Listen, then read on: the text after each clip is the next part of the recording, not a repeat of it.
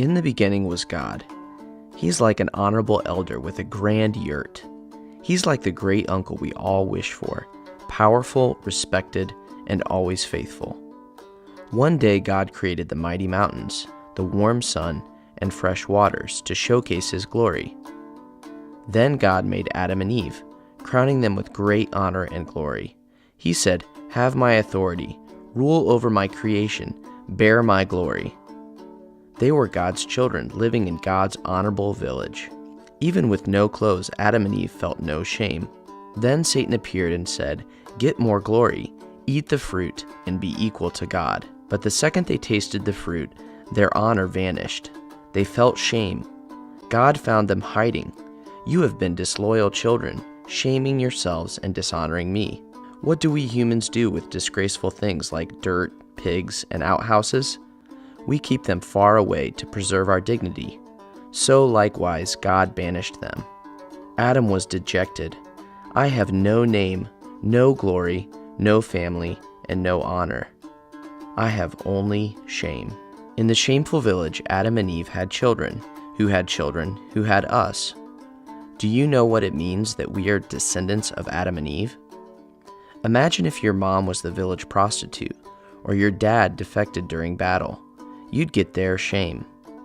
We inherit shame, then our sin brings on more shame. So one day someone had an idea. Let's make our own honor. They created multiple groups or cultures. One said you had to wear black suits and drive Mercedes, but the other determined you have to wear orange robes and be a monk. If you maintain the group's expectations, you got some honor and status. But this honor was temporary, because it was made by humans. These group rules actually increased shame by excluding some people. Even when God selected one group to bless the other groups with honor, they boasted in their election and shunned others. When people tried to create honor for themselves, they only produced more shame. The only person who could help the honorless was God, the source and essence of honor. So God became human and entered the shameful village. Could you ever imagine a big politician with a mansion going to live in a trash dump? That was Jesus. Jesus was amazing. One time a bleeding woman snuck up and touched him, and he wasn't defiled or shamed. She was purified and dignified by Jesus. He loved and accepted everyone regardless of their shame. Jesus spoke of a great feast, where the disgraced and dismissed were honored guests. Following Jesus, not the cultural rules, makes people acceptable and worthy. But the people living for earthly honor were threatened by this, so Jesus was arrested, mocked, whipped, spat on, and nailed upon a cross. He was covered in shame publicly. Why?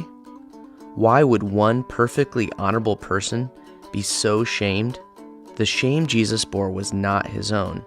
He bore our shame. And then, Jesus fully defeated that shame.